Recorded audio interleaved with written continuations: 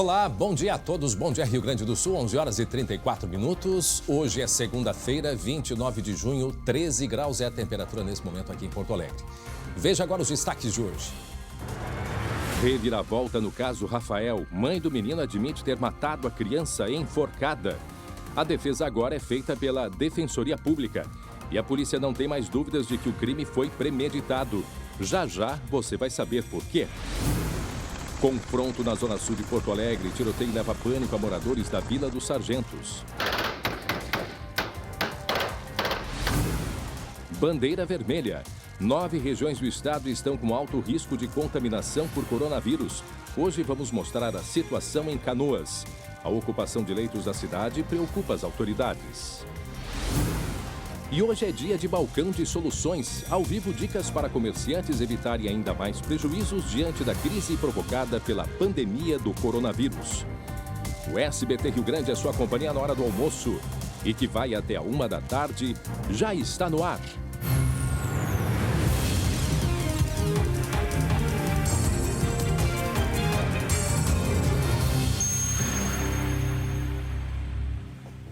João de Deus Gaúcho. João de Deus do Rio Grande do Sul. Preste atenção nesta história. Foi preso em Canoas um terapeuta de medicina alternativa por abuso sexual de pacientes. Pelo menos 5 mulheres denunciaram esse homem e a polícia, portanto, está tratando esse homem suspeito como o João de Deus Gaúcho. Todos lembram quem é João de Deus? Né? Tem uma história aí de recuperação de diversas pessoas em Abadiânia de Goiás, que foi acusado recentemente e preso por centenas de denúncias de abuso sexual. Pois agora, então, foi preso hoje de manhã este homem e, como dissemos, pelo menos 5 mulheres se apresentaram dizendo que foram abusadas. Daqui a pouco a gente vai trazer mais detalhes e outras informações. 11h36 é um rápido intervalo e em seguida a gente volta com muitas informações, inclusive a reviravolta no caso do menino Rafael. A mãe, no sábado, a Alexandra, confessou perante os policiais que ela teve a intenção de matar e enforcou o próprio filho. Os detalhes daqui a pouco, um rápido intervalo, a gente já volta.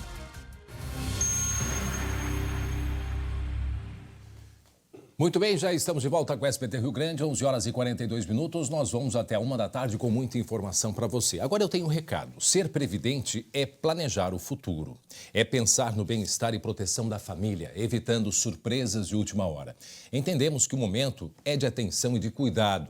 E o propósito da Ser Previdente é cuidar das pessoas em momento de perda. Por isso, estão fazendo parte na luta contra o Covid, isenção de carência para aquisição de novos planos Ser Previdente. Você, seguro, com a experiência de mais de 55 anos do Grupo Cortel. Ligue 51 40 03 3135. Associe-se e utilize já todos os benefícios em vida. Ser Previdente, um plano para a vida. www.serprevidente.com.br. 11 horas e 42 minutos. Está na hora da gente falar de esporte.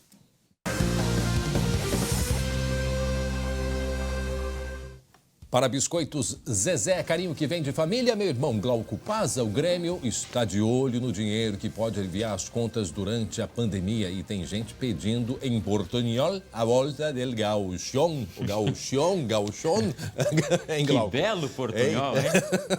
Meu Deus do céu. Credo. Vamos lá. Pelo que eu entendi é o seguinte, ó, tem gente em portunhol pedindo a volta do gauchão, é isso que você quis dizer? Tá bom. Isso aí. Beleza. Isso aí. Este alguém em questão é nada mais, nada menos que o técnico do Internacional, né? Eduardo Cudê.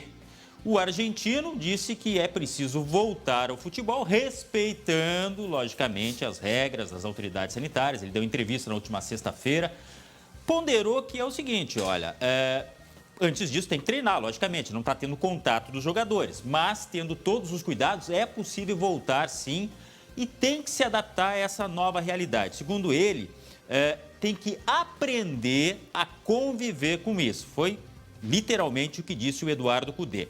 Bom, conviver não é das coisas mais fáceis com o coronavírus. O Inter hoje, por exemplo, está fazendo mais uma bateria de testes.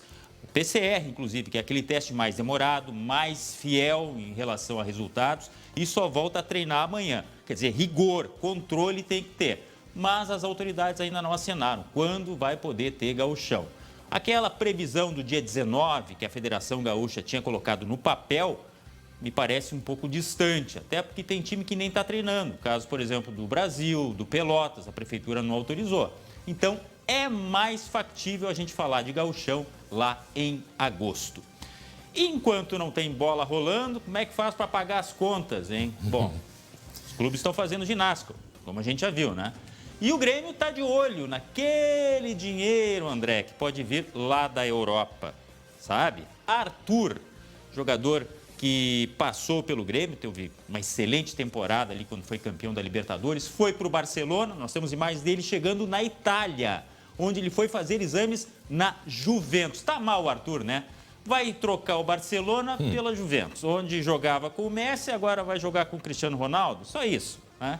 Olha os números da possível transação. 80 milhões de euros, dá quase 500 milhões de reais. E o Grêmio tem direito a 3,5% nessa negociação. A gente fala aí em torno de 17 milhões de reais. É dinheiro, né? Bastante, né? É dinheiro. Apesar que para o futebol é bastante, mas assim né, não é aquela coisa toda. Né? É que não é a minha realidade, a sua. A sua até pode ser, você ganha bem, mas enfim, a minha não é. Eu estou bem longe disso.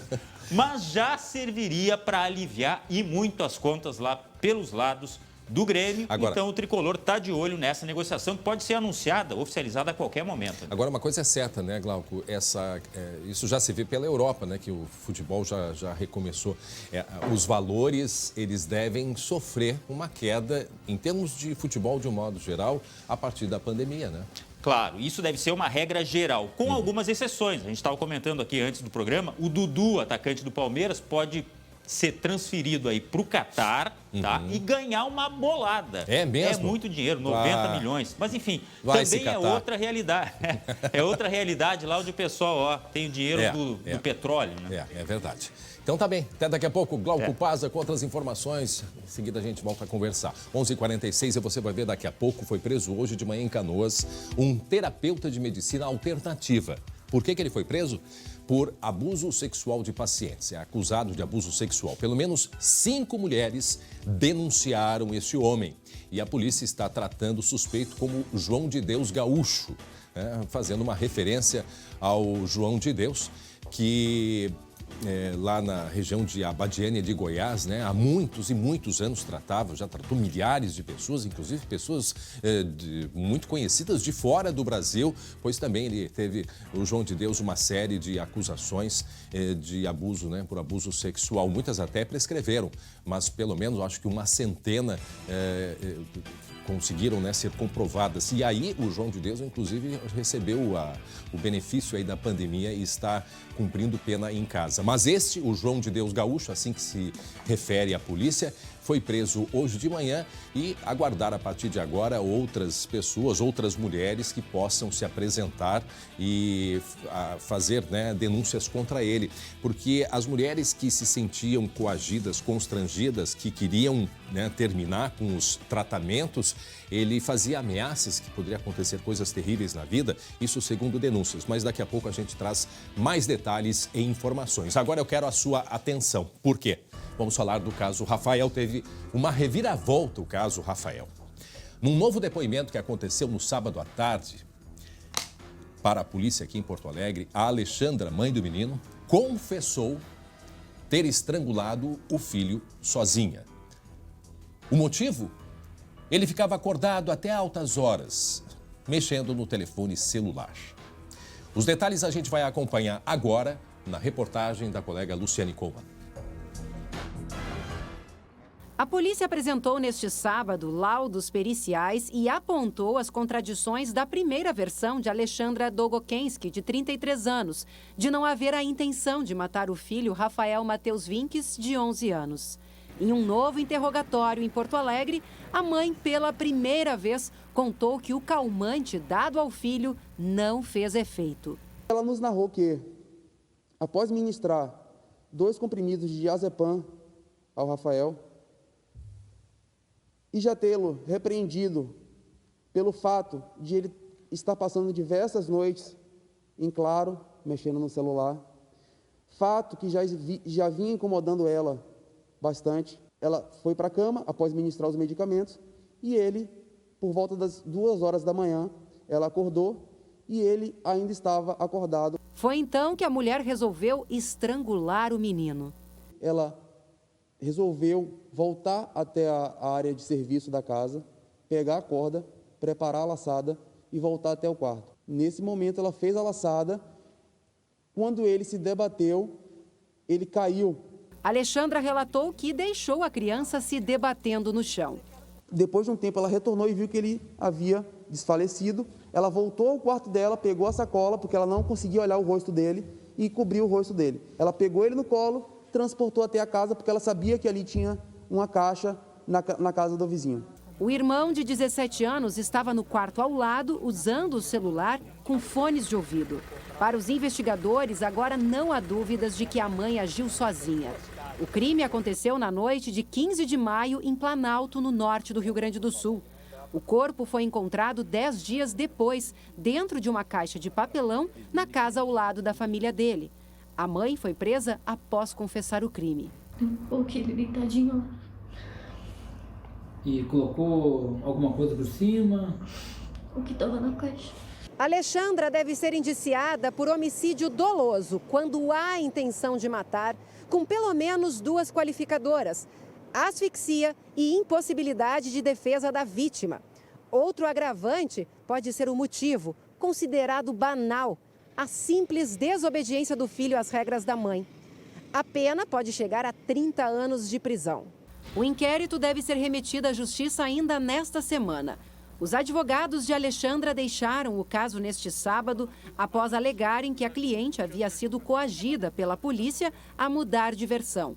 A defesa chegou a divulgar um vídeo de Alexandra. Eu fiquei aqui aguardando com os delegados, aí eles me informaram para mim dar um outro depoimento, dizendo que eu matei o Rafael porque o Rafael não me obedecia. Representantes da Corregedoria da Polícia e da Ordem dos Advogados do Brasil foram chamados e Alexandra negou qualquer abuso. Tão logo ela nos relatou que eles teriam filmado ela e pressionado ela para dizer no sentido de que ela estaria sendo coagida por nós em troca de benefícios, né, que não imaginamos quais benefícios poderiam ser estes, né, que, se não os benefícios legais a que ela tem direito, né, que não seríamos nós a propor, né, é a lei que determina, é nosso papel, enquanto garantidores de direito, esclarecer a ela todas as circunstâncias jurídicas que envolvem o depoimento dela, né, e foi isso que foi feito. A Defensoria Pública assumiu o caso. Ela não aguentava mais sentir o peso da culpa sem contar toda a verdade. Deixa eu conversar com um colega. Para quem está chegando agora, 11 horas e 52 minutos, estamos mostrando aí os detalhes da reviravolta do caso do menino Rafael, né, Glauco? E eu vejo aí o delegado falando em culpa. Das duas, uma. Eu fico pensando, será que uma pessoa assim sente culpa ou sente alguma coisa? Isto levando em consideração, sendo real, este último depoimento. Por quê, Glauco? Me ajuda aqui. Ela prestou a primeira versão no dia 25, não é? De maio. A segunda versão no dia da reprodução simulada dos fatos. A terceira versão agora no sábado. Aí eu te pergunto, será que a polícia acredita de fato nesta terceira versão? Ou esta terceira versão traz elementos para que surja de repente uma quarta, uma quinta, uma sexta? Certamente a polícia não vai acreditar que esta seja a última versão. Não que não seja verdadeira, mas tem mais elementos aí, Glauco, e que a gente pode passar um por um, inclusive, que são dúvidas que surgem em meio a 3 versões, Glauco. É muito enredo, né, André? É muita história se misturando para a gente tirar uma conclusão e dizer assim, ó, não, é realmente isso que aconteceu. E me parece que são 2 mulheres, né? Como é que pode uma mulher que se dava tão bem, que tratava o filho como uma leoa, como dizem, exato, deixar o filho se debatendo no chão? Que coisa mais... Não, são vários... É inacreditável. E assim, ó, ela deveria também ter uma qualificação, que é uma das qualificadoras, de simulação, porque afinal de contas foi feito todo um aparato. Mais de 200 policiais foram até Planalto. para esclarecer, né, com a reprodução simulada e na segunda versão ela mentiu também. Quer dizer, não serviu para praticamente não serviu para muita coisa. Aí a gente consegue, Glauco, fazer algumas... Isso nos traz alguns elementos para avaliar, porque, de novo, com essa terceira versão, surgem uma série de dúvidas, como, por exemplo... Ela disse que, então, a motivação, né?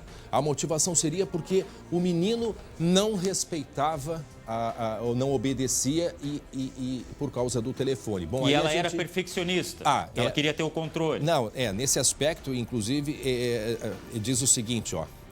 Tudo aquilo que saía da normalidade, isso a polícia disse no sábado, tudo que saía da normalidade, que ocorria fora das regras estabelecidas por ela, se tornava uma situação de extremo incômodo. Aí a gente pergunta, né? Quais serão os outros atos que ela pode ter cometido, então, enquanto contrariada? Mas a questão é que os depoimentos, os relatos, os familiares diziam que o menino Rafael ele era muito comportado. Né? E ela não tinha apesar do rigor, ela era uma mãe muito presente. O próprio delegado Ercílio disse que via ela passando seguidamente com a criança pela frente. Isso. Bom, aí então já surge esta dúvida. Isto seria a motivação de uma mãe? A primeira dúvida. Depois, ela falou que tinha tirado o telefone lá na primeira versão, lembra? Tirou o telefone dele porque ele estava muito agitado. E ele era um menino comportado, todo mundo dizia, quando ela mandava ele parar, ele parava. Bom, aí ela disse que tirou o telefone. Na terceira versão, sábado, ela já disse que ele estava com o telefone, às 2 da manhã, que o remédio não tinha feito, né? Que ela voltou no quarto. Que ela voltou no quarto, viu ele acordado. Aí, o que ela fez na última versão de sábado? Imagine só você com seu filho às 2 da manhã, já deu um remédio para dormir. Será que era a primeira vez que ela dava remédio para ele? Ele não sabe. Deu remédio, ele não dormiu. Aí, sabe aquela história, Glauco? Pensa 10, conta até 10 antes de fazer alguma coisa, porque é o tempo que tu tem para parar e pensar e refletir e deixar de fazer, às vezes, uma besteira. Pois ela teve muito mais tempo que isso, porque ela saiu do quarto, ela foi na sacada, pegou uma corda de varal, dobrou ao meio, que é perfeccionista, dobrou ao meio, e aí foi com um nó pronto para enforcar o menino na cama. Aí vem a pergunta, o menino não se debateu? Por que que o menino caiu para o lado esquerdo? Porque...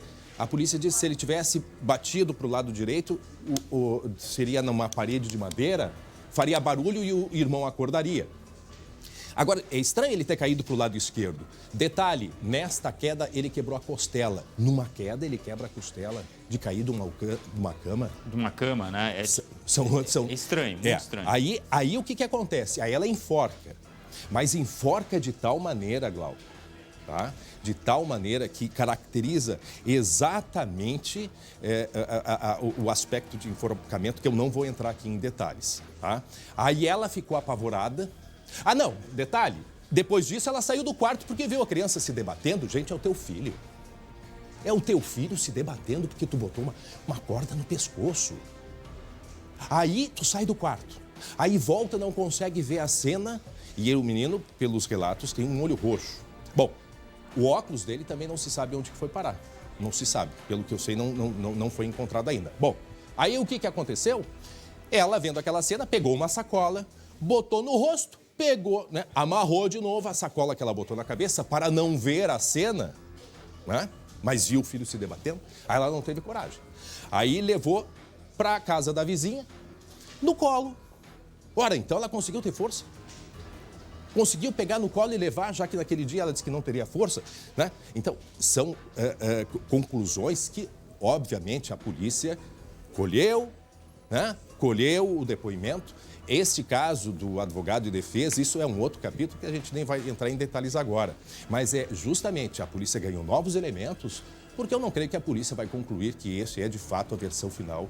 E tem todos os dados agora referentes aos laudos, né? Tudo aquilo que foi feito em relação ao corpo, ao local, a própria reconstrução, os laudos estão na mão da polícia, ou seja, são muitos elementos. E é bom lembrar que antes, quando estava no caso ainda, o advogado de defesa disse que iria pedir a questão da detecção de mentira, né? Que é o detector aquele, mas, né? Ô Glauco, desculpa de interromper. Mas não teve presente nesse depoimento. Não teve. Mas é o seguinte, isso agora a gente vai saber nos próximos dias com a Defensoria Pública, que foi a opção que ela fez, né? De defesa, Defensoria Pública, de poder então apresentar a nova versão, digamos assim, a linha de defesa, então, da Alexandra. Porque aí eu te pergunto, uma pessoa que, se foi ela de fato que fez tudo isso, que olha, a gente reluta em acreditar, porque não cabe em mim, André, e nem em ti, Glauco, e ninguém que nos acompanha, que uma mãe faça uma coisa dessa. Não se consegue, isso é inconcebível. Então, assim, ela pegou a criança e, sobre detector de mentiras, uma pessoa que tem esse perfil, tu acha que detector de mentiras detecta alguma coisa? Não detecta, uma pessoa extremamente fria. E ela teve um comportamento frio, de fato, nos próximos dias, nos dias seguintes, né? Aí, o seguinte, ela levou a criança no escuro, aí amarrou a criança. Como é que ela sabia que tinha a caixa?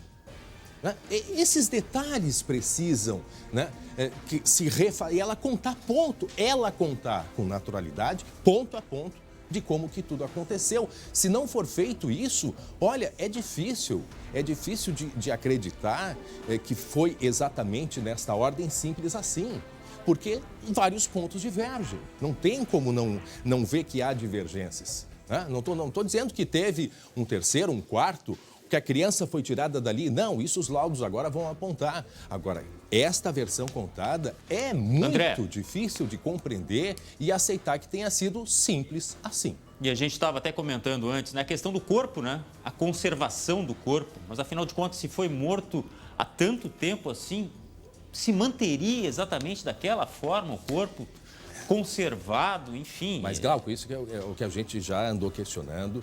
Nós vimos uma vez, eu acho que nessa imagem vai aparecer, um dos questionamentos que a gente fez, essa foi a vez que a polícia se reuniu ou foi na simulação? Porque quando teve aquela reunião que foi a própria delegada junto lá, a delegada Anflor, lembra que eles olharam, delegada Nadine Anflor, olharam um barrote, que até a gente chamou a atenção, será que havia a possibilidade de enforcamento? Da estrutura, da cobertura. Isso, um barrote em cima que tinha, daqui a pouco talvez a gente aparece na imagem. Então, ali, ó, é a hora que eles estão por fora e que eles ficam olhando aí. Eu acho que na cena seguinte, que eles olham ali o barrote, talvez vendo essa possibilidade. Então, o questionamento que se faz com relação à conservação do corpo, pode sim que foi morto naquela noite, mas será que ele não foi posto em algum lugar para conservar? Essas alturas permite a gente a pensar mil coisas dentro de uma geladeira, de um freezer, de uma caixa com... não sei. Porque o corpo do menino em 10 dias, e nós apresentamos aqui um levantamento feito pela colega Estael Cias, da meteorologia, nós tivemos uma oscilação de temperatura nesse período, inclusive chegando a 26 graus em 10 dias, né? Deixa um pedaço de carne fora do gelo, 2, 3 dias, o que acontece? Então são coisas que a perícia aponta que haveria possibilidade pelo local. Mas tá aí a imagem, no momento, né? Tá aí a imagem, tá aí a imagem. E seria aí da rua que ela teria pego a corda de varal, mas... Quem viu a corda disse que era uma corda nova, não era uma corda trazida de Bento Gonçalves, como foi dito, né, quando morava 2 anos atrás. Então, ela teria pego a corda, porque há relatos de que a corda era nova. Então, esse é o momento que a polícia, antes da reprodução, estava fazendo algumas análises e a gente até levantou, né, a hipótese de que poderia ter sido o menino estrangulado, porque, de fato, muita força foi feita. E será que ele não foi colocado, de fato, pendurado? Isso são respostas que agora só a polícia pode dar, Glauco. Pois é, mas é um grande ponto de interrogação, agora com várias reviravoltas que aconteceram nesse final de semana, exatamente, né? E que a Lu mostrou aí, sempre lembrando o seguinte, as pessoas perguntam, mas e o irmão que estava em casa? Bom, a explicação é que ele estaria com fone de ouvidos, embaixo das cobertas, logicamente, estaria com um barulho alto e não ouviu o que se passou no outro quarto. Embora eu acho que seria impossível o menino não se debater, não gritar, enfim, não ter uma reação. Imagina, vem uma pessoa, isso é do instinto da pessoa, coloca uma corda no teu pescoço, tu não vai dar um primeiro grito, tu não vai se debater, tu não vai gritar. Por mais que tivesse ingerido medicamento. Exato, mas ele estava no jogo, ele estava segundo ela, né? Nessa versão ele estava jogando, então ele estava acordado, ele tinha condições. Adrenalina também. Exatamente. Então, assim, são questionamentos que, de fato, a gente ainda tem muitas perguntas a serem respondidas e daqui a pouco a gente vai ver uma entrevista, né? um pronunciamento da defesa a respeito agora. Ela está com a Defensoria Pública fazendo a defesa, não é mais o Dr. Jean Severo, o seu procurador, e daqui a pouco a gente vai ouvir o que diz, então, a Defensoria Pública a respeito do caso do menino Rafael. E daqui a pouco também, gente, nós vamos falar, agora mudando de assunto, voltamos em seguida ao caso Rafael, mas daqui a pouco nós vamos falar sobre o coronavírus em Canoas, na região metropolitana. O prefeito Busato, extremamente preocupado, fez ontem um anúncio que está chegando no limite no limite o número de leitos. É um período de inverno, a gente vai ter muito frio, né, Estael Cias? Muito frio vindo nos próximos dias. É um alerta, um pedido que a gente faz a cada um dos nossos telespectadores, que cada um tenha o cuidado consigo próprio, o respeito ao outro. Só assim a gente vai conseguir para que não cheguemos num limite. Então, daqui a pouco nós vamos falar mais sobre o município de Canoas. Problemas também em Porto Alegre. Diversos municípios vão permanecer na bandeira vermelha, ou seja, vão continuar com uma série de restrições. Por outro lado, hoje no balcão de soluções, a gente vai dar um esclarecimento àqueles pequenos empresários que ficam nesse abre e fecha, como ter, né, soluções alternativas para conseguir, né, sair desse período de dificuldade. Principalmente o pessoal aí que tem restaurante, né? Vem enfrentando muita dificuldade, pequenas lojas, pequenos comércios, né? Pessoas que investiram a vida e agora corre o risco de perder, né? De fechar as portas. Mas vamos tentar reverter. Por isso tem o nosso balcão de soluções. Em seguida você vai conferir com a gente. Falando em coronavírus, vamos dar uma olhada nos números. Nesse momento no Rio Grande do Sul, a atualização foi ontem, né? A atualização que aconteceu dos números ontem, às 3 da tarde, 3 e 8 da tarde, mais 260 casos confirmados, chegando a 25.243. Em compensação, desses, 81% já se recuperaram. Então, mais de 20.500 recuperados. Nós temos a taxa de ocupação de leitos em UTI geral, né, beirando aí 69, 70, 71. Isso de um modo geral no Rio Grande do Sul. Agora, tem municípios, caiu um pouquinho porque nesse final de semana muitos leitos, né, foram colocados em operação, o que faz esse número baixar. Não significa que tem menos pessoas internadas, é que tem número de leitos aumentando. Se a gente abrir, né, por municípios, por hospitais, a gente vai ver que a ocupação, como em Canoas, passa de 90%. Vamos dar uma olhadinha nos sintomas que tem aqui embaixo, nos sintomas que a gente consegue ter uma avaliação também. Olha, eu só voltaria, o número de mulheres antes era homem, né? Os homens eram um número maior infectados, mulheres 53%, homens 47%. E agora a gente vai dar uma olhadinha então nos sintomas que tem aqui. Ó, febre, 37% apresentam febre, 43% tosse, né? Geralmente o pessoal sente tosse seca, dor de garganta, 24%, dificuldade de respirar, 18%, outros, né, incluindo não sentir o olfato, né, odor, não ter olfato, não sentir o gosto e outras manchas na pele, chega a 76%. Às vezes pode apresentar apenas, né, um sintoma, às vezes dois, às vezes todos, né? É uma doença, como dissemos, ainda muito misteriosa a todos nós, por isso a orientação de se cuidar. E deixa eu conversar com o Glauco, porque aumentou o número de regiões com risco alto para a Covid-19 aqui no estado. Vamos dar uma olhada na nova classificação, Glauco? Pois é, agora são 9 regiões em bandeira vermelha. A gente pode ver no mapa aí que já está bem mais vermelho o Rio Grande do Sul, né? Além de Porto Alegre, Capão da Canoa, Novo Hamburgo e Canoas, que permanecem. Caxias do Sul, a região de Erechim, de Palmeiras das Missões, Passo Fundo e Santo Ângelo entraram no que a gente chama de risco alto, né? A bandeira vermelha. Somente as regiões de Taquara e Bagé estão com bandeira amarela. Dá para ver ali, ó, mínimo amarelo em relação ao resto do estado, né? E aí, quer falar, André? Eu quero, porque eu não posso perder a oportunidade. Desculpa, vou te interromper, porque Taquara, a gente tem que ir lá e tem que olhar com atenção. Porque essa região de Taquara, Glauco, eles, por isso que eu não sei como é que está agora, mas os bufês todos ganharam aquelas acrílico, proteção, né? De acrílico. Proteção de acrílico. Nos estabelecimentos tem pano no chão, tem tapete para tu esterilizar o sapato. Carros que chegam nas cidades também são esterilizados. Isso, algumas iniciativas ali da região de Taquara. E, logicamente, a conscientização das pessoas. Glauco, desculpa.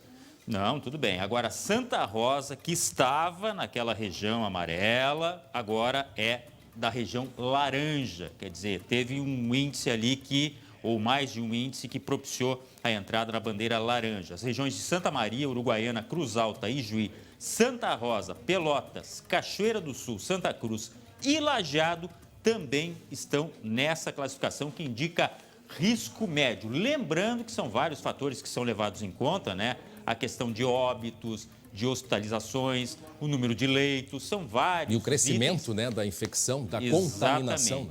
E também lembrando que os municípios ou as regiões que não concordassem com essa classificação poderiam fazer a contestação junto ao governo do estado. Na verdade, era até ontem, e aí amanhã, então, sai a definição oficial, se continua realmente este mapa ou se alguma região muda de cor.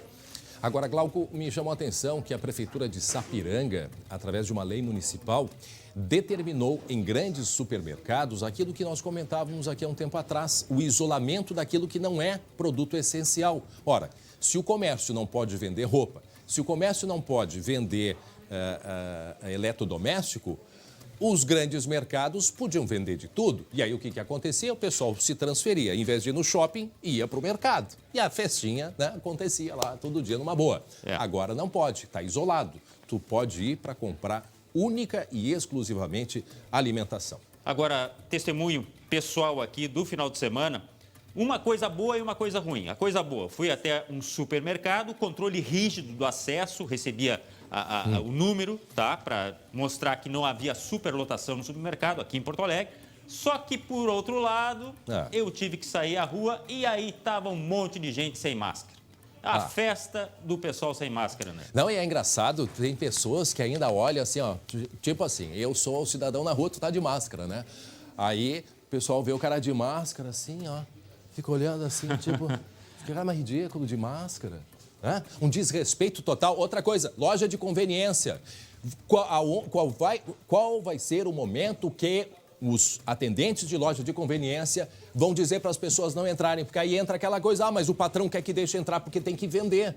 Agora, tem que entrar, mas tem que entrar de máscara, tem que ter respeito pelo outro. Assim, ó, em tudo que é lugar. Acabei de saber que teve um mercado aqui em Porto Alegre, uma grande empresa também, assim, ó, mercados que se transformaram em shoppings. Aquilo que a gente fala, por que não proibir, como fez Sapiranga, eletrodoméstico e roupa não pode comprar em grande mercado? E quem sabe abre as pequenas lojas de comércio aos poucos para que elas também possam, né, vender um pouquinho. Mas isso a gente só dá ideia, a gente não pode fazer nada, Glauco. Pois é. Até daqui a pouco. E olha só, você vai ver ainda hoje um confronto na Zona Sul aqui de Porto Alegre. Olha aí a imagem. Tiroteio que levou pânico aos moradores da Vila do Sargento. Vocês vão entrar na bala. Olha aí, ó. Brota que vocês vão entrar na bala. E a polícia foi de helicóptero. Daqui a pouco a gente traz mais detalhes e informações. E atenção, preso em Canoas agora de manhã, um terapeuta de medicina alternativa. Por que ele foi preso? Acusado de abuso sexual. Pelo menos 5 pacientes até agora. Pelo menos 5 denunciaram este caso para a polícia. E a polícia está tratando como o João de Deus aqui do Rio Grande do Sul.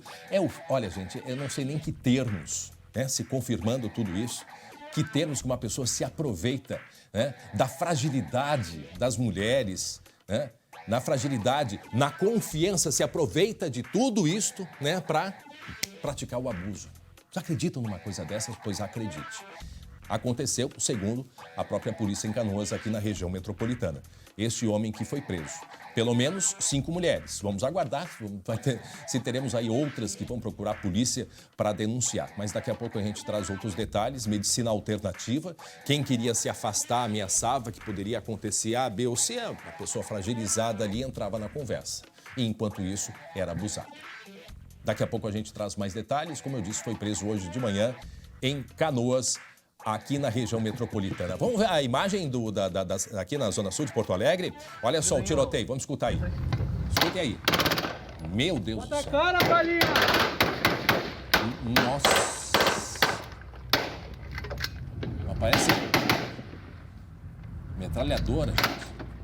Metralhadora. Meu Deus do céu. Bota a cara, bicho! Mas é mais de 200 tiros, ó. Uma coisa impressionante, uma serraria. Bota a cara, galinha!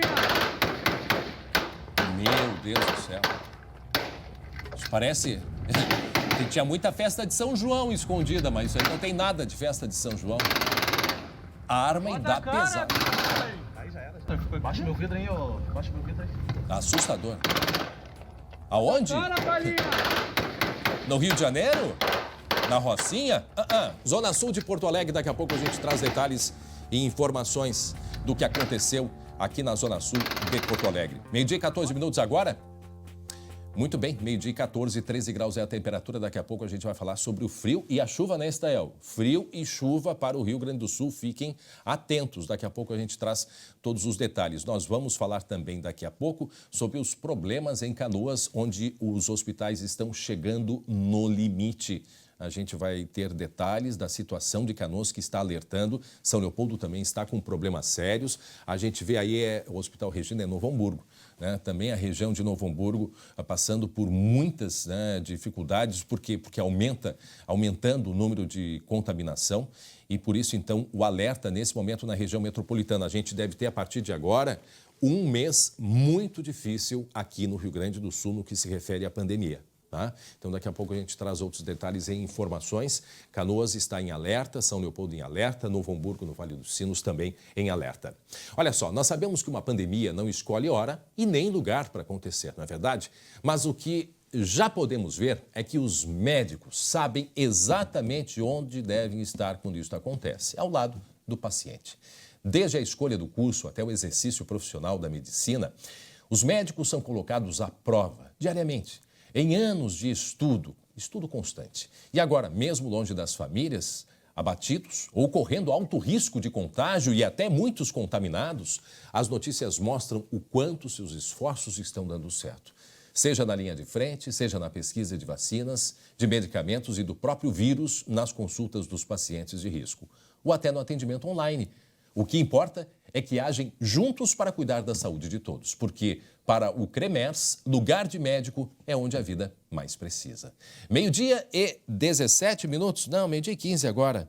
Meio-dia e 15 minutos agora, por falar em problemas dos hospitais, além, né, da falta de leitos, chegando no limite, tem o problema da falta de medicamentos. Aquilo que o prefeito Nelson Marquesan Júnior falou para a gente há cerca de 2 semanas. A falta de medicamentos, os remédios estão ficando muito caros e são remédios especiais para aquele procedimento quando se faz a ventilação mecânica. Acreditem numa coisa dessas? Pois é uma das dificuldades que a gente tem nesse momento a enfrentar aqui no Rio Grande do Sul. Então, daqui a pouco a gente vai trazer mais detalhes da situação e, principalmente, gente, pedido de conscientização de todos. Ontem de noite, o que tinha de postinho na região do Vale dos Sinos? Novo Hamburgo não, Novo Hamburgo até começou a dar um jeito de parar. Mas o pessoal se divertindo e bebendo, tia. E em plena situação de pandemia, uma coisa é certa, daqui a pouco tinha que se estabelecer quantas pessoas podem estar juntas. Né? Todos os lugares, e se a Alemanha é referência para o Brasil e Rio Grande do Sul, lá tem um número limite. Mais de 3 pessoas não pode se encontrar. Né? E aqui não, aqui é uma rodinha, é uma festa que eu vou te contar. Bom, deixa eu mudar de assunto. A gente volta a falar sobre a jovem Paula, de 18 anos. Lembra da Paula? Desaparecida em Soledade desde o dia 10 de junho, pois a polícia procura por um dos suspeitos de envolvimento neste caso. Até agora, 5 homens são investigados pela participação no desaparecimento da Paula. De acordo com a polícia, imagens mostram a jovem, aparentemente desacordada, sendo carregada para dentro de um carro. Na tela a gente explica. Paula Perim Portes, de 18 anos, foi vista pela última vez em 10 de junho em Soledade. Segundo a polícia, ela foi até a casa de um homem que já conhecia e não foi mais vista desde então. Esse rapaz inicialmente disse que ela ficou lá um curto espaço de tempo com ele e que depois ela teria saído sozinha. Essa versão aí dele foi desmentida por meio de imagens de câmeras de segurança próximas ao local, onde nós verificamos que, na verdade, chegam mais 3 indivíduos naquele local antes da saída da Paula e eles carregam ela para dentro de um veículo. 3 suspeitos do crime foram presos. Até o momento, nenhum deles passou qualquer informação à polícia. A investigação ainda procura por um foragido e tenta identificar uma 5ª pessoa que estava no local. O foragido é Micael William Rossi Ortiz. Segundo a defesa contratada pela mãe do suspeito, as imagens que a polícia conseguiu não comprovam o envolvimento dele. Existe uma filmagem, imagens de um circuito interno de TV que efetivamente não mostram nada. São imagens distantes, com pouca definição, e pode-se identificar apenas um de todos esses citados, e esse único visualmente reconhecível nesses vídeos é que pode esclarecer e que veio a esclarecer algumas coisas no inquérito, certo? Nada ligado à participação e muito menos ao desaparecimento da menina. Já a polícia afirma que outros elementos apontados na investigação indicam o envolvimento dos investigados no sumiço de Paula. Recebemos informações através da população, né? E percebemos que os álibis que eles apresentavam eram desmentidos, né? Imediatamente foram desmentidos, né, pelas aquelas pessoas que indicaram, bem como um deles tem uma estatura, ele é de estatura alta, né? É compatível com um dos indivíduos que aparece nas imagens das câmeras. E atenção para o tiroteio na Zona Sul de Porto Alegre. Pânico na Vila dos Sargentos, aqui na Zona Sul da capital gaúcha. 17 pessoas presas pela Brigada Militar. Olha, escutem os tiros, Glauco. Pois é, André, olha só, né? E como você falou anteriormente, não é no Rio, não é São Paulo, não. É aqui, na Zona Sul da capital gaúcha, bem pertinho, por sinal. A ação foi neste domingo. Bom, vamos tentar explicar um pouquinho dessa história aí. Uma guarnição da Brigada Militar foi até o local após denúncias de que havia um confronto entre grupos rivais.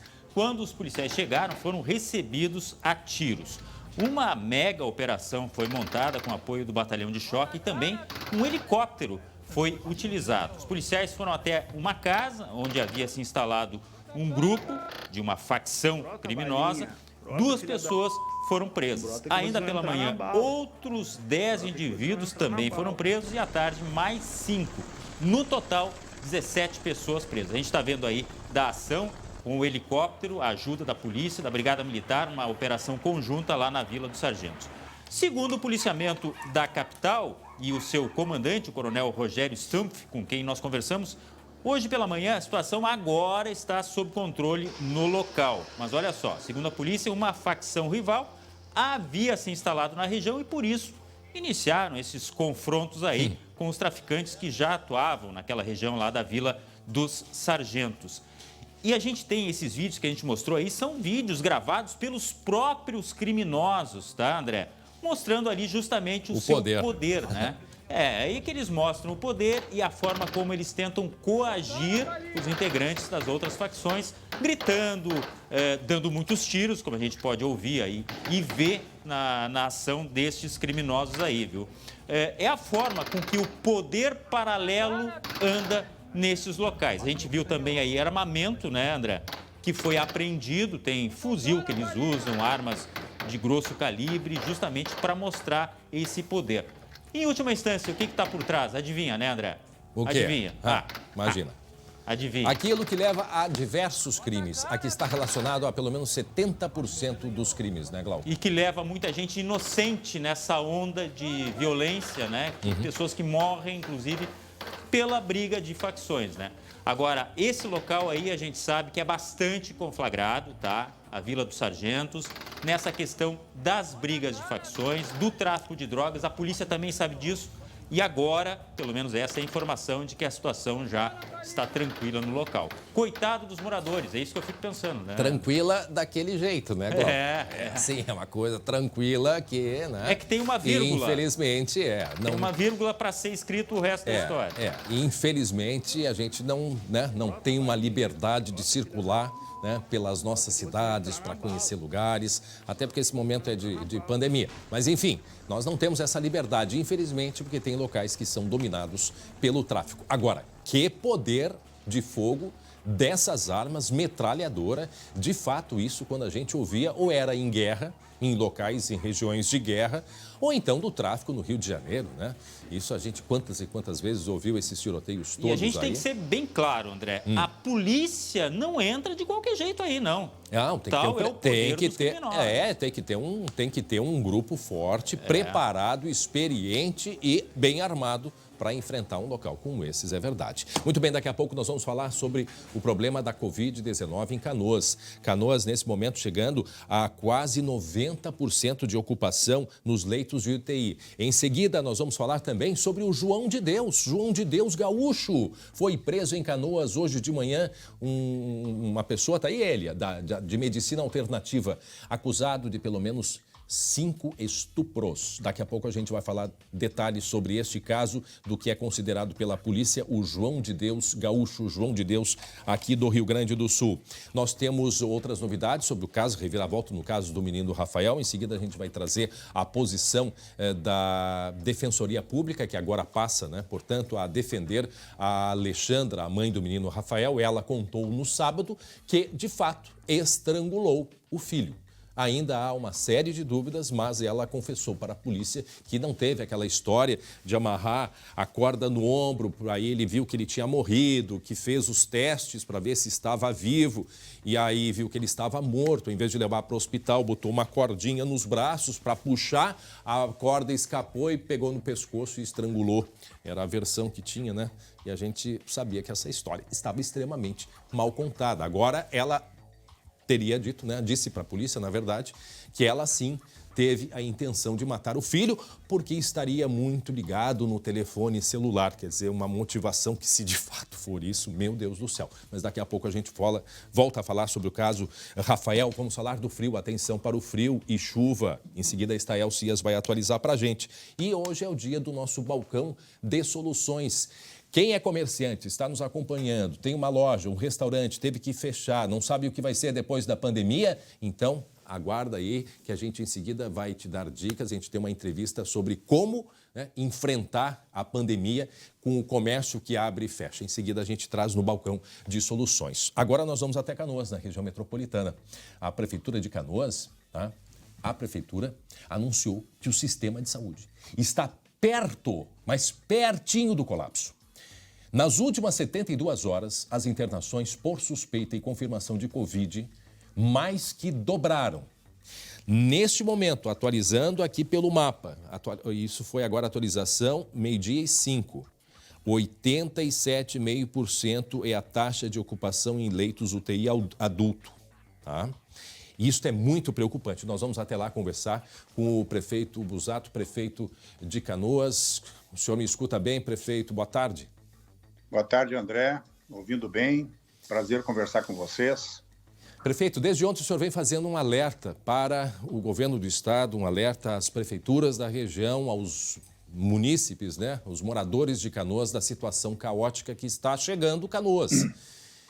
Relata para a gente essa situação aí, prefeito. Bom, nós nos últimos dias, nas últimas 72 horas, 3, 4 dias, o número de casos de pacientes internados aumentou significativamente.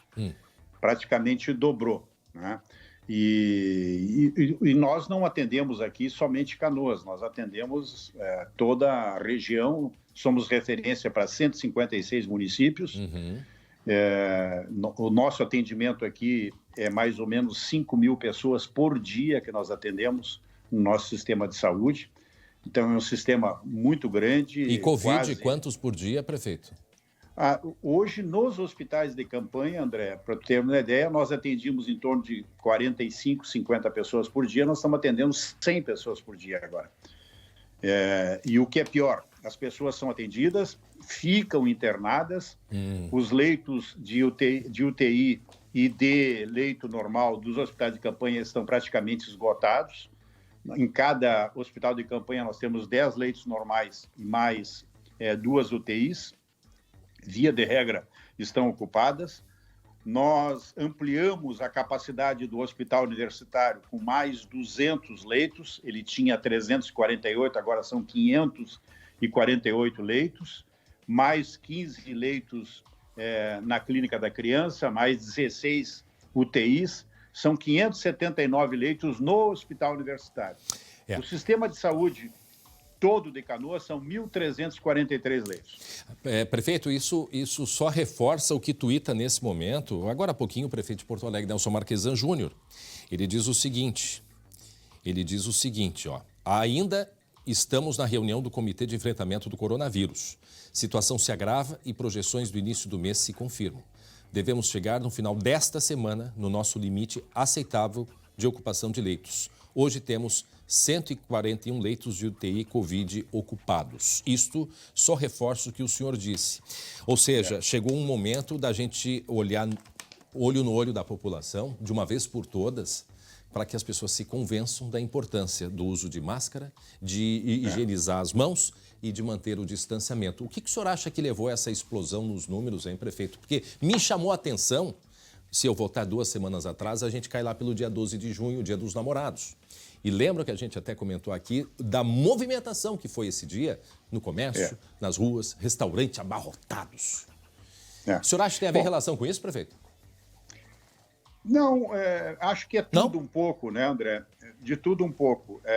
Nós estamos chegando na 27ª semana do ano. No meio médico, essa semana é a semana de estresse, historicamente, no Rio Grande do Sul. Porque é a semana que pega o inverno, é a semana que normalmente as doenças respiratórias sobem e há uma lotação de leitos normalmente, historicamente, nesse período. Juntou-se a isso agora a questão do Covid. Então, nós temos duas situações de estresse se acumulando ao mesmo tempo. Entendo. Não há sistema hospitalar que aguente isso. Para a gente encerrar, prefeito, já para a gente encaminhar um encerramento, assim, eu sei que o senhor está com um tempo bastante curto, com relação a medicamentos que sei que está faltando em diversos hospitais, qual é a situação de Canoas, porque para aquele procedimento... E o que vai ser feito agora, a partir de agora, em Canoas, qual é a medida que o senhor toma a partir de agora? Fiscalização rigorosa a partir dessa semana. Algum fechamento mais rigoroso? Nós agora vamos não só notificar, como nós vamos multar e fechar estabelecimentos que estejam descumprindo. Muitas festinhas em casas de família, em bares e restaurantes, nós não vamos tolerar esse tipo de coisa, porque a vida é uma questão muito importante para ficar brincando, para ficar desprezando. Então, esse é o procedimento que nós vamos fazer a partir de agora. Prefeito, eu tinha visto que os hospitais de campanha já estavam sendo desativados em Canoas. Eles vão ser reativados a partir disso? Como é que ficou? Não, nós desativamos um dos hospitais de campanha, nós transferimos os 20 leitos do Hospital de Campanha do Nossa Senhora das Graças para dentro do Universitário, porque nós abrimos 200 leitos definitivos agora no Universitário. Então, não havia necessidade daqueles 20 leitos ficarem ali. Agora, nós temos 200 leitos definitivos que ficarão de legado para a cidade. Tá bom. Prefeito Luiz Carlos Busato, prefeito de Canoas, obrigado. Feito esse alerta, então, também para a população de Canoas que nos acompanha. A gente volta a conversar aí nos próximos dias e aquele nosso pedido de sempre, né? O que é importante chamar a atenção, período de muito frio. Não só na semana, né, epidemiológica, nós temos aí várias conjunções, né? É o período grave da pandemia, é o período em que nós temos um período de frio muito grande, o que exige um comportamento, principalmente de cada um de nós, no cuidado. E frio e chuva que vem por aí, vamos falar da previsão do tempo.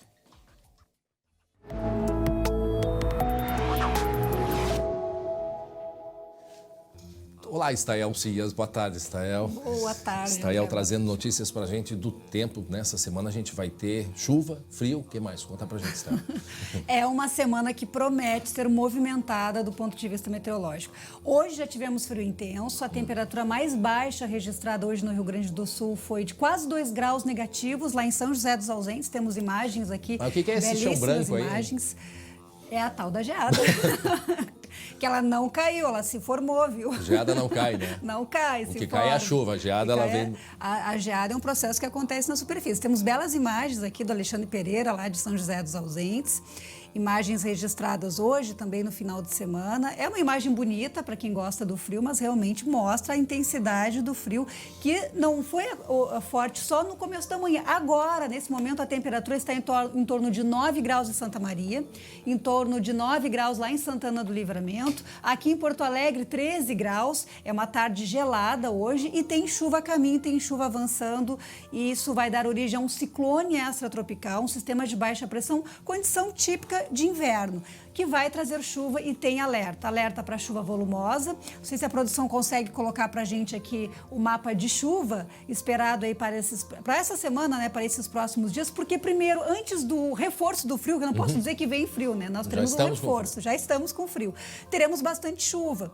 E esse alerta é importante principalmente para essas regiões aqui onde está em vermelho no mapa. Só põe assim para a gente destacar bem o Rio Grande do Sul aí, né? Exatamente, aqui, ó, aqui o Rio Grande do Sul, áreas da metade do centro e norte norte do estado com risco maior de volumes altos, aqui na casa de 100 milímetros em alguns pontos, e isso inclui também a região metropolitana de Porto Alegre.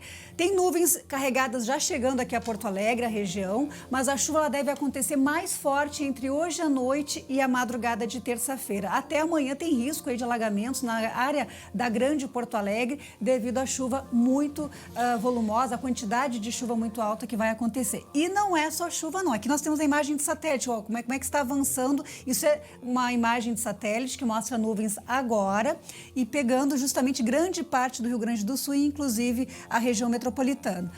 Mas não é só chuva, não. Como a gente fala em ciclone, tem risco de temporais isolados e, especialmente, o que eu quero reforçar é a força do vento, que deve ser muito intensa na quarta-feira. Nós temos aqui um mapa de vento para colocar e vai pegar onde, André? Justamente Grande Porto Alegre e áreas do litoral. Aqui em vermelho, a projeção de rajadas acima de 80 km por hora. Agitado. E o mar agitado. A região de Rio Grande, aqui na Zona Sul, é a região que deve sofrer com vento mais forte e pode passar de 100 km por hora na quarta-feira. É vento que traz risco de danos. Tá, então, isso a partir já de quando está, a gente vai perceber? Quarta-feira. O vento mais forte ele começa a acontecer na quarta-feira. E a chuva começa a se intensificar hoje à noite e durante a terça-feira nós devemos ter os maiores acumulados amanhã. E quando o sol aparece de novo?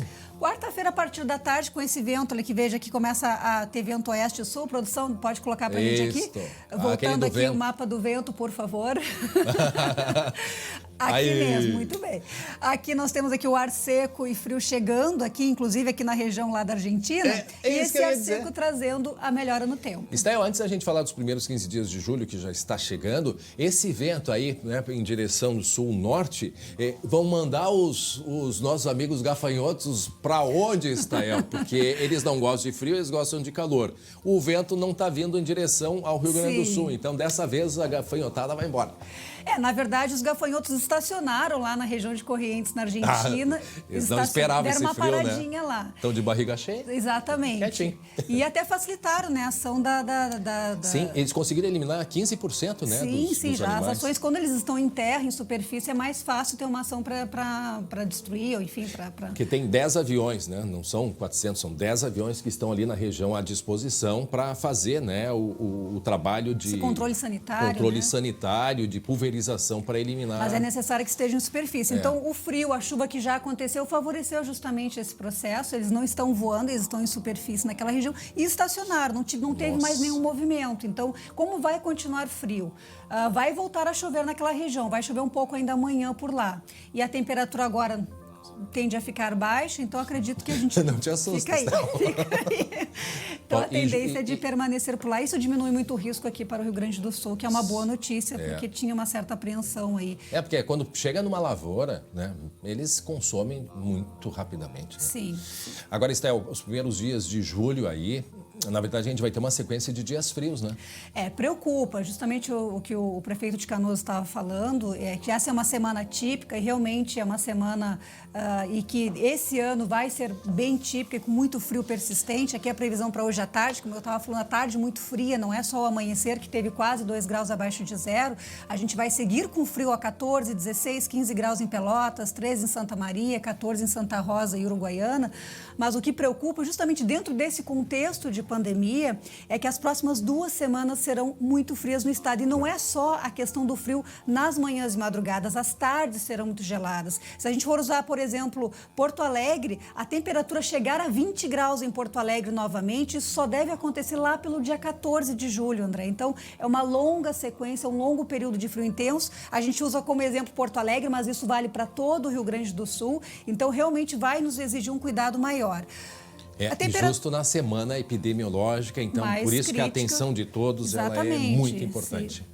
E aqui a previsão para os próximos 4 dias, então, mostrando exatamente 8 graus, isso. Esquenta um pouquinho amanhã, 17 graus, mas depois, olham só, 13 graus na quinta-feira. Na quinta eu volto bem agasalhado. Pois é, então até quinta-feira a nossa máxima não chega nem perto de 20 graus. Não chega, porque tem chuva, tem temporais antes de mais frio. Então volta na quinta-feira aqui bem agasalhado. Até lá. Até lá, obrigado. Muito bem, meio-dia e 38 minutos, você vai ver ainda hoje detalhes da investigação sobre o caso Rafael.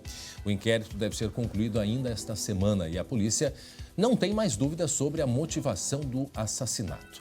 Pela primeira vez, Alexandra confessou que o enforcamento com uma corda de varal foi a causa da morte e a motivação porque a criança estava há muito tempo no telefone celular. Que coisa, que isso pode ser motivação para alguma coisa. Bom, daqui a pouco a gente traz mais detalhes. Agora a Defensoria Pública que vai defender a Alexandra, né? O advogado dela saiu do caso e ela, portanto, segue agora com a Defensoria Pública. Nós vamos também dar dicas no balcão de soluções para comerciantes que estão enfrentando muitas dificuldades para manter os restaurantes abertos, né? Restaurantes, pequenos comércios, enfim.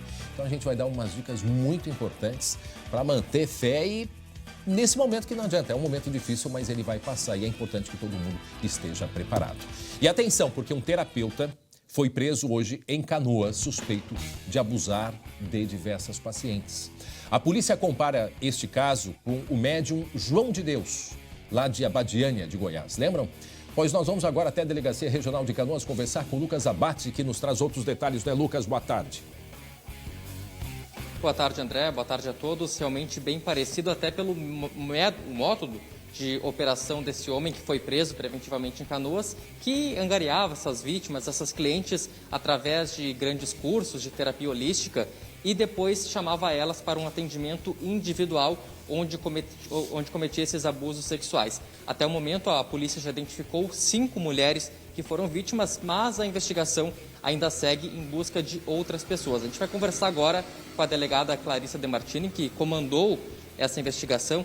Delegada, a partir de que momento vocês começaram essa investigação e também qual é o perfil dessas vítimas que eram abusadas por esse homem? Boa tarde. Essa investigação iniciou há cerca de um mês, quando 2 vítimas procuraram a delegacia para registrar, então, esses abusos que sofreram enquanto faziam terapia com esse profissional. São mulheres em torno de 40 anos, né, a faixa de 30 a 40 anos, que se tratavam com ele já há um longo período e durante todo esse período sofreram abusos sexuais por parte dele. Meu Deus. Delegada, até para ajudar a polícia a identificar novas vítimas, possíveis vítimas desse homem, escreve para a gente o que deveria ser essa terapia holística e o que ele fazia com essas mulheres, de que forma que ele angariava essas vítimas. Sim, a gente imagina que tenhamos outras tantas vítimas que venham a nos procurar, porque ele era um terapeuta com uma clientela bastante grande. Como tu mesmo referiu, ele fazia cursos, né? Então também era uma forma de as mulheres se aproximarem dele. É um público de grande maioria feminino, então a gente imagina que tenha outras tantas mulheres. O difícil dessa investigação e das mulheres que foram tratadas com ele é justamente se reconhecer na condição de vítima, porque diferente de um crime de estupro, onde a gente tem a violência e a grave ameaça como caracterizadores, nesse delito não. Ele usa da fraude para que a mulher consinta com o toque sexual, seja ele de que natureza for. Então, essa terapia que ele oferecia era baseada justamente nesse tipo de referência. A mulher ia até ele com a intenção de tratar seus problemas psicológicos, alguma dificuldade da vida, e ele oferecia, então, que se fosse começado com toques nos órgãos sexuais, isso poderia evoluir até uma relação sexual. É importante que as pessoas que procuram esses terapeutas se informem, inclusive nos serviços municipais, porque as teorias holísticas, as práticas integrativas, elas são reconhecidas pelo SUS. Então, as pessoas que precisam delas têm ferramentas para encontrar um profissional habilitado, certificado e correto. Doutora, esse homem, ele tinha essa qualificação ou isso também era uma fraude? Ele tem formação, ele é um profissional da área da saúde e ele tem cursos nessa área da terapia holística. Porém, embora diversas diligências que efetuamos durante a investigação, nenhuma prática que é reconhecida pelo SUS existe, em nenhuma prática existe toque sexual, existe relação sexual, não existe terapia holística que seja feita com manipulação desse ou esse tipo de técnica, esse tipo de abordagem. A doutora me escuta? Sim. Oi, doutora, boa tarde. Doutora, ele ministrava algum medicamento para elas? Ele dopava para praticar o ato? O que ele tem de informações a respeito? Nós não temos, boa tarde, nós não temos nenhum relato das mulheres no sentido de que fosse feita a administração de qualquer medicação. O ato sexual era consentido, porém o consentimento ele era atrelado à existência de uma terapia que o avalizava. Era essa forma de conduta que ele tinha. E tinha alguma ameaça, André, porque ele ameaçava, porque me parece que, pelo que eu li, quando elas queriam desistir do tratamento, ele já tinha pronto uma contraproposta. Era assim que era o modo de operação dele, doutora? A gente visualizou durante a investigação uma abordagem muito intensa da parte dele em relação a essas vítimas. Então, quando elas faltavam à sessão de terapia, ele ia atrás, ele buscava e ele dizia coisas. Caso desista do tratamento, tua vida não vai ficar nos eixos. Uma ameaça espiritual. Sabe que a gente já te ajudou bastante. Exatamente. A gente percebe uma vinculação muito grande entre o terapeuta e a paciente, no sentido de estabelecer uma necessidade, quase que uma hierarquia entre ele e a paciente. O colega Glauco Paza tem uma pergunta para fazer da redação, né, Glauco?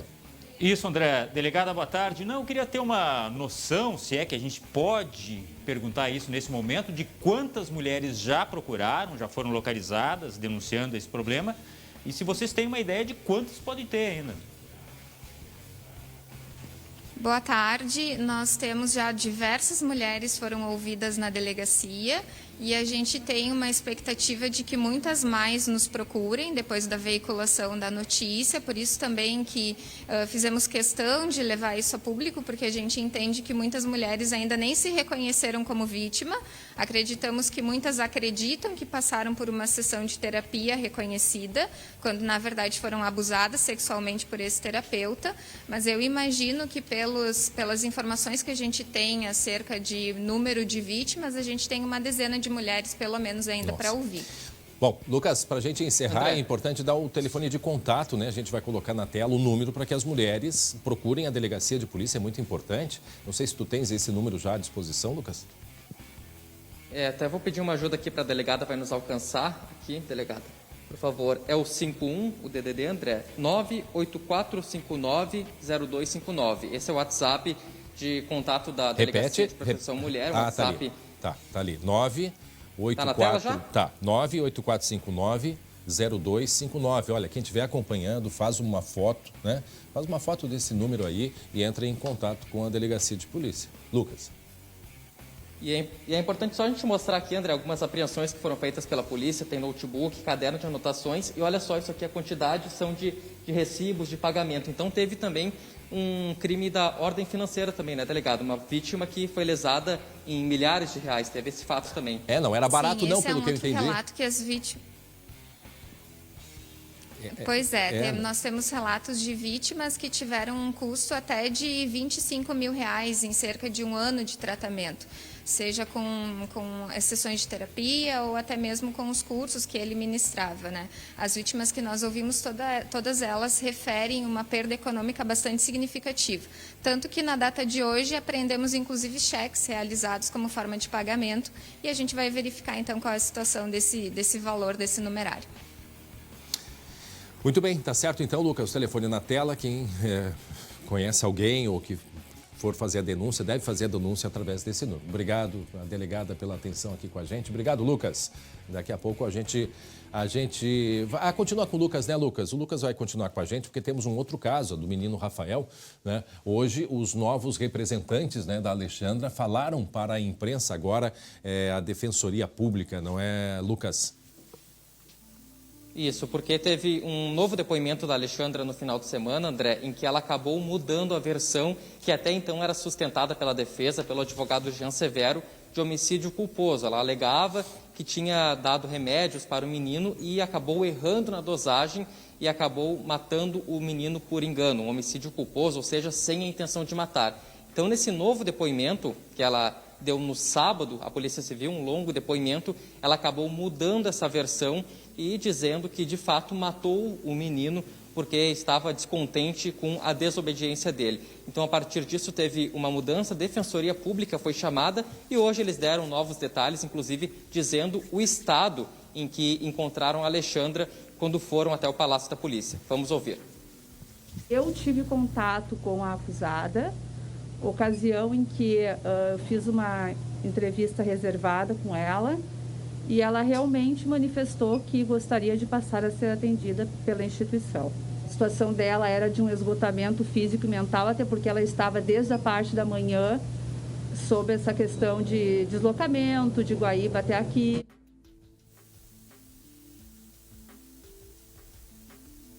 Diga, Lucas.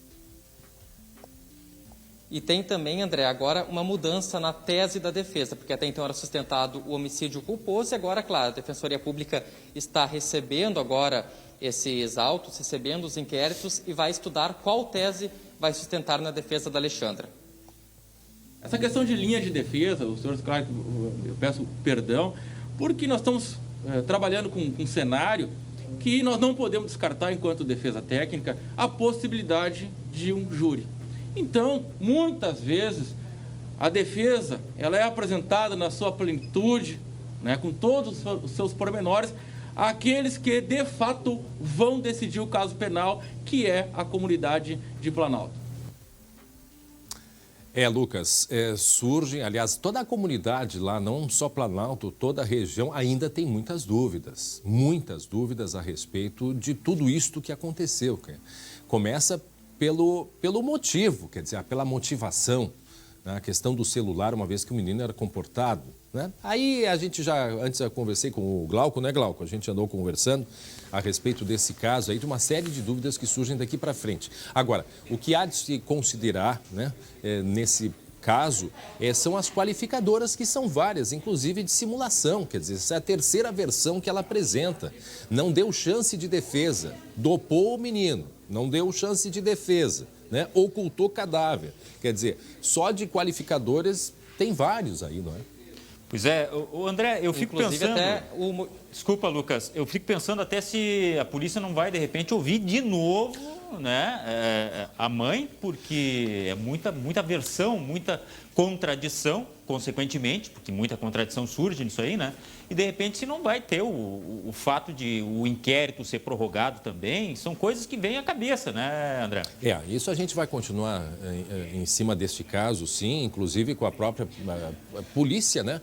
Porque a polícia não vai aceitar, como não aceitou a primeira versão e vai aceitar agora a terceira, sim, né? De mão beijada, certamente não.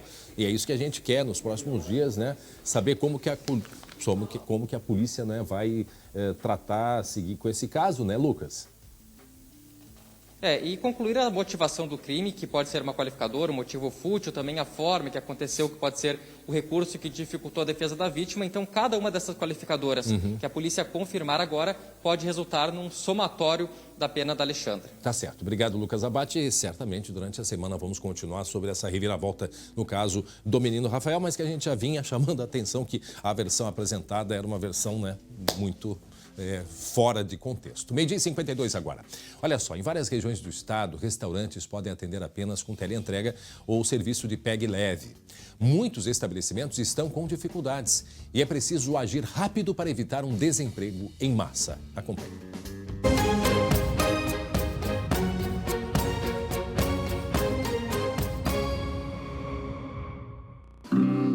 O restaurante vazio é motivo de preocupação.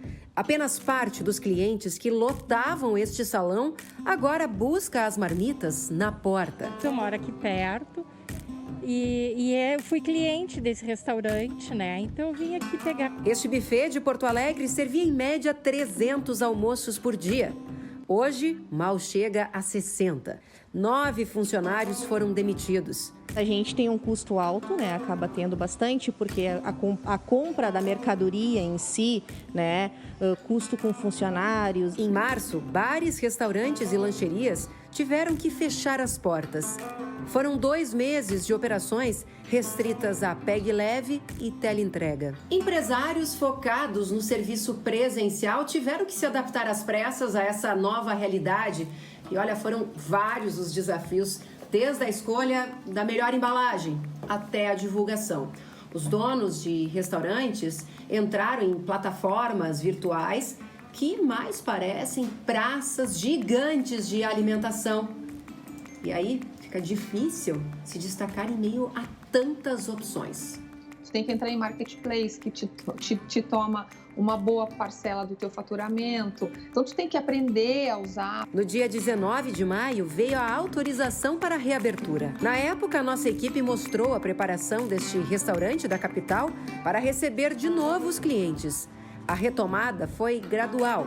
Em um mês, o local não ocupou nem metade da capacidade. Essa coisa de abre e fecha, isso é uma loucura para nós. Não tem empreendedor, empresário que consiga lidar com isso. A operação de delivery não chega a 20% do faturamento da casa. Quando tu pensa que vai começar a melhorar, corta tudo de novo. Para a Associação Brasileira de Bares e Restaurantes, o poder público precisa agir rápido para evitar um desemprego em massa.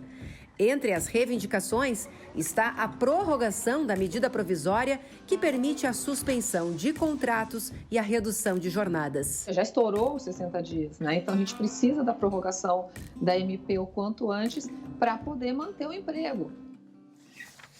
Muito bem, por isso nós vamos conversar agora com o Roger Klafck. Ele é do Sebrae e vai nos responder, não é, Roger? Qual é a solução, afinal? Olá, tudo bem, André? Tudo bem. Excelente a matéria, ela mostra bem a realidade aí do que os bares e restaurantes vêm enfrentando. Isso. É um momento extremamente crítico, principalmente porque se tratam de micro e pequenas empresas e é um momento de organizar e tomada de decisão. Então, o Sebrae vem atuando para orientar esses empresários para que possam organizar, verificar as contas, as informações financeiras e principalmente revisitar o seu modelo de negócio para verificar se é possível seguir no formato em que estavam ou se vai precisar tomar medidas mais drásticas para enfrentar essa situação. Agora, qual é a orientação, Roger? Como que a pessoa vai manter esse ambiente? Porque tem uma série de custos fixos, né? Então, e nós não temos assim um prazo, né, para até quando essa situação. Então, assim, a primeira coisa, ele tem que projetar que isso vá até quando? Ou seja, que medidas urgentes ele precisa tomar agora?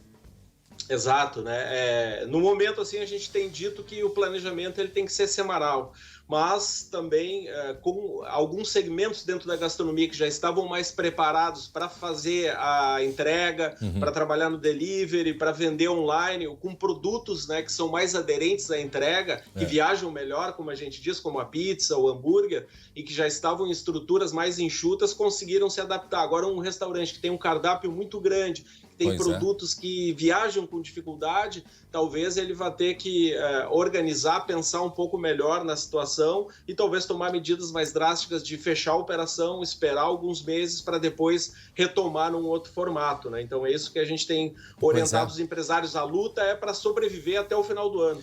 E aí a gente acredita que vai conseguir olhar e planejar com mais efetividade. A gente tem uma característica no Brasil que são os restaurantes de self-service, né? Os buffets, e muitos aqui no Rio Grande do Sul são buffets. Esse modelo ele vai ter que se readaptar porque não vai poder ficar a vida inteira uma pessoa servindo no buffet, ele é justamente para agilizar o atendimento. O que tu aconselha? A pessoa mudar completamente a linha de atendimento ou criar alternativas para que se continue o buffet? Perfeito, André. A gente não acredita que o consumidor vá deixar de consumir o buffet quando tiver segurança, né? Então, esse é um modelo, principalmente aqui em Porto Alegre, no Rio Grande do Sul, ele é muito demandado, né? As pessoas gostam de se servir, gostam de ficar à vontade, mas no momento é impossível e também a gente tem que pensar em outras possibilidades para esse tipo de negócio, que é um dos mais afetados e talvez tenha a retomada mais lenta, como a gastronomia relacionada a evento, as empresas que dependem do fluxo de turistas também. Mas o buffet, a gente acredita que ele não vai morrer, mas precisa se reinventar, né? Que é a palavra da moda, ou aguardar alguma vacina, alguma coisa que possibilite as pessoas terem segurança nesse modelo. Aqui em Taquara, eles fizeram aqueles protetores faciais, eles colocaram no buffet como uma maneira, né, de proteger Isso não deixa de ser uma alternativa, né?